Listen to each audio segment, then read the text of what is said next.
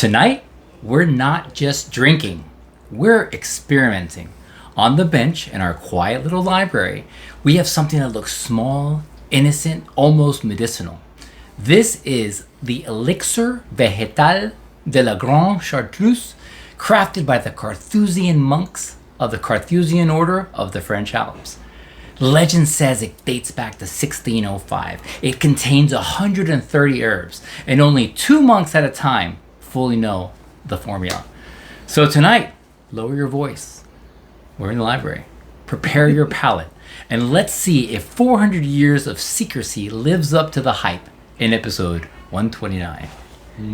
John! Hey! How are you? How have you been? So good to see you. It's good to be back again. Dr. John Pewberry, everyone. Pewberry, my man, as I always say, the cheech to my chong. He doesn't get that. I think it's hilarious. But I got it. It's hilarious. I put it in the reel for Valentine's Day. Okay. That's all right.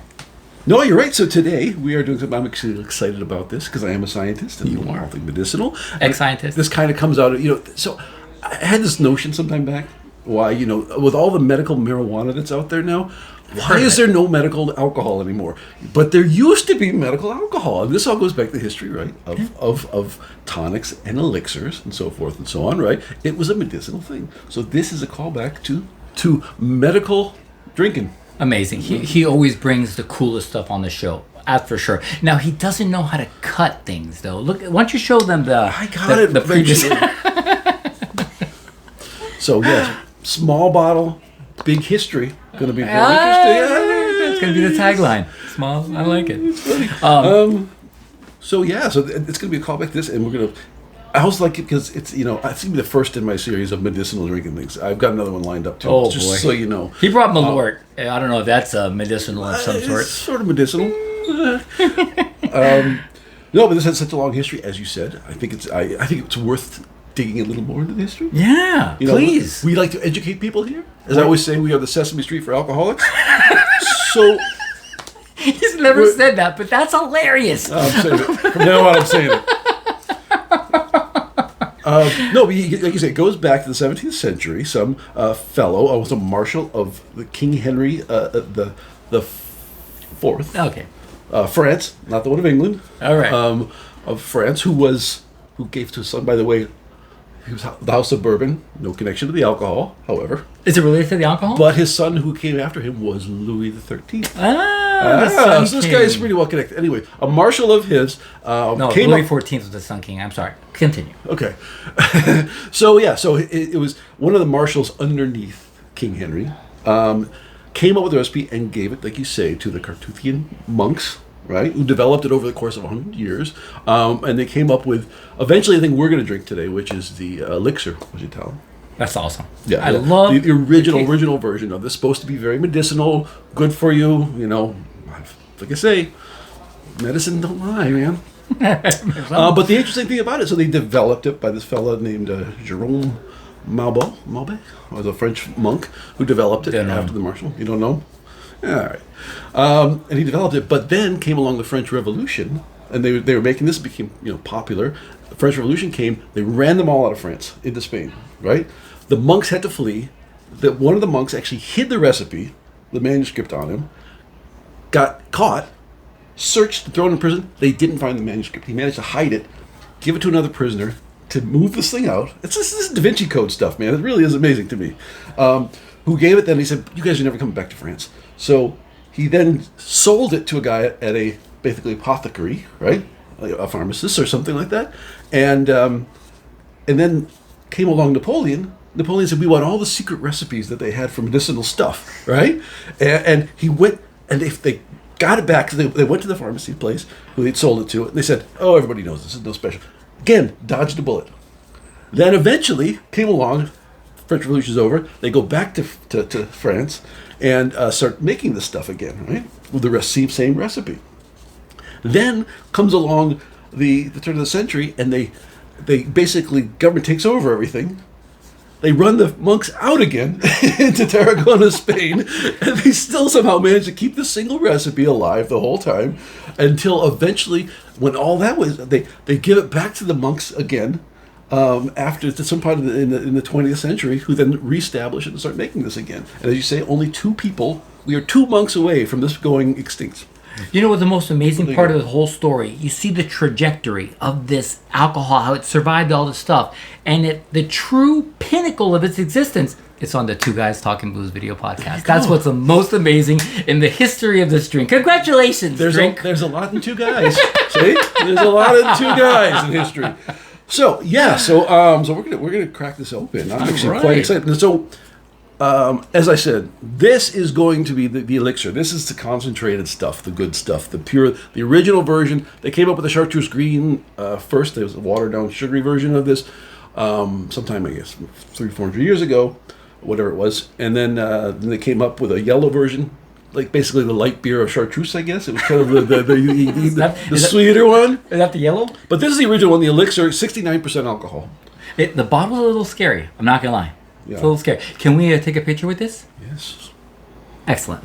All right. So we are going to take this with a little bit of water and sugar because otherwise it would be used as a bitter. Our bartender friends can tell us this is more of a bitter you add to drinks, but you can drink it straight with a little bit of water.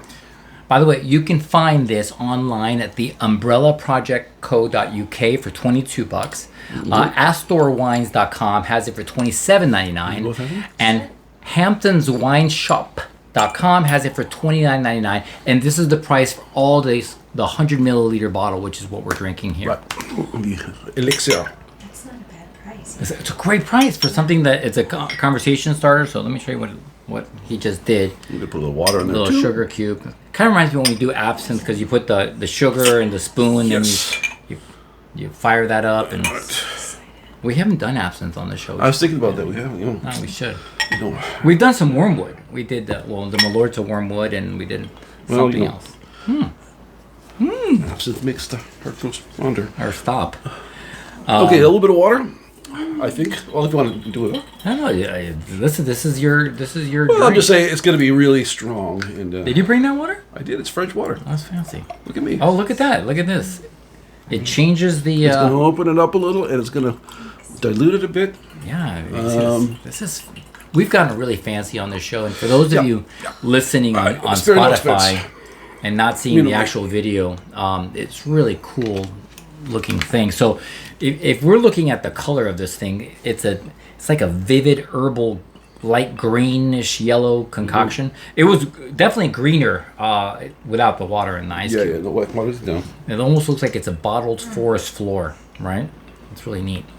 To the nose, everybody smell.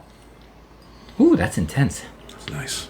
Thick pine, eucalyptus. You get eucalyptus? I get eucalyptus actually this time. This time I get eucalyptus. Right? Some mint. You know what I'm not picking up? What? Hints of vanilla. No hints of vanilla. No hints of vanilla, believe it or not. We're thinking of starting a band called Notes of Vanilla because everything we drink is... I watched that episode. That was so funny. Whoa! The dogs will like it. So, all right, so this is really good. It's very medicinal and herbal, right? What's going on back there? Eden? Cafe Neos, Yes? they have a drink that is served with a candied pine cone, and it has No! Cafe Yeah. Neos. It's so cute. It's literally a tiny little pine cone frozen into the cube. What? It's an edible cone. Yeah, but it's Wow. very similar to. It's like an herbaceous. We yeah. gotta I wish I would have known that.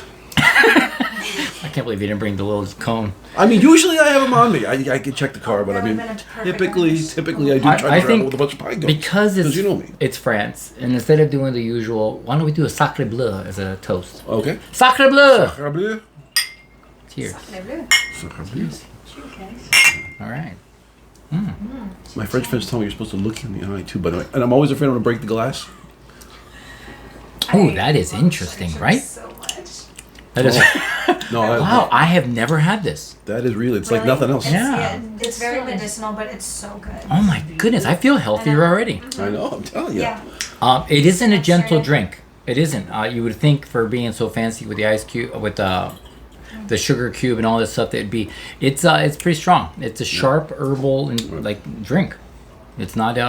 It's sweet. It has some spicy like roots in it, right? Yeah.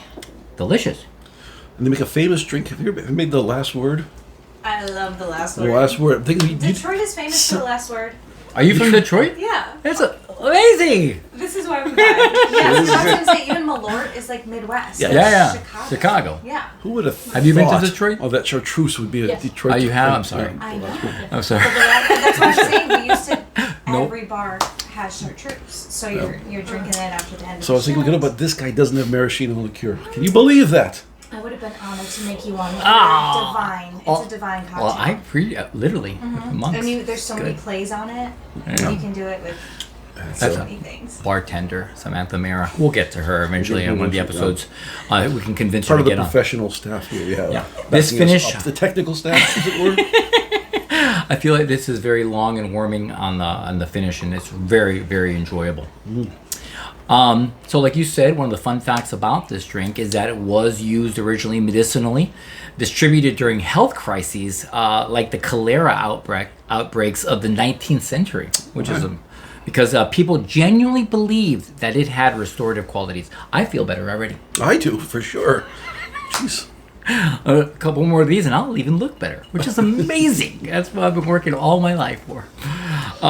So now, And the thing is, what's driven me crazy about not having medicinal drinks anymore? Huh? What am I going to do when I get the vapors?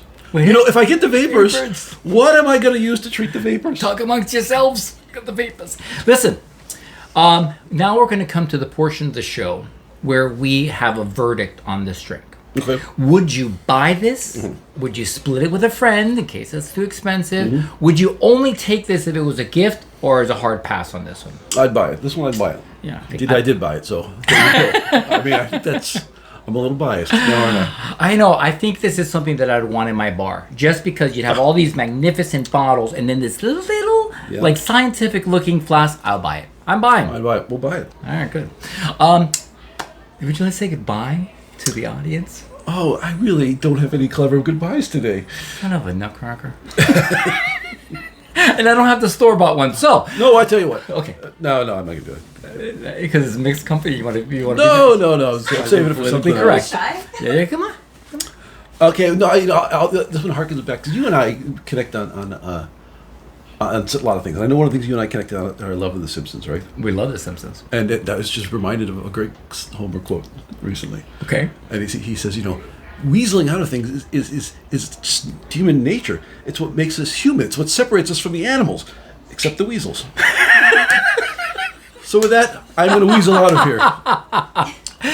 Thank you for joining us for episode 129 of the Two Guys Talking Booze video podcast, where my good friend Dr. John P. Berry and I enjoyed a delicious Elixir de la Grande Chartreuse. Cheers. Chante.